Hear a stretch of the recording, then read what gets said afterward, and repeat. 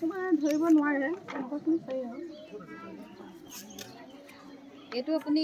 ছবি আঁকি দেখুৱাতকৈ বাস্তৱ বাস্তু বস্তুৰ দ্বাৰা দেখালে বেছি ভাল হয় হয় আপুনি যদি এই বস্তুটো আঁকি অনাতকৈ মই বাস্তৱ সিহঁতক যদি বস্তু লৈ যাব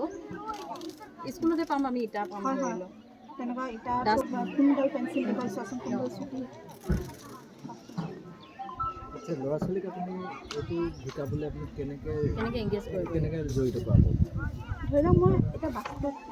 বাস্তৱত পোৱা বস্তুবিলাক মই ধৰি লওক মই ষ্টুডেণ্ট আপোনাৰ ক্লাছত মই আছোঁ আমি তিনিটা বুলি ধৰি লওক আমাৰ তিনিটা ষ্টুডেণ্ট বুলি ক্লাছ ধৰক 1 তিনিজন আমাক কেনেকৈ ধৰি লওক মই এতিয়া এনেকৈ ধৰি লওক মই এটা ৰঙালাও বেঙেনা লৈ গৈছোঁ দেখুৱাইছোঁ আৰু সিহঁতক চাচোন এইটো কিহৰ ছবিটো সিহঁতে ক'বই তাৰপিছত ধৰি লওক কোনটো গধুৰ হ'ব বা কোনটো পাতল চোৱাচোন তোমালোকে দাঙি চোৱা নিজে কৰি চোৱা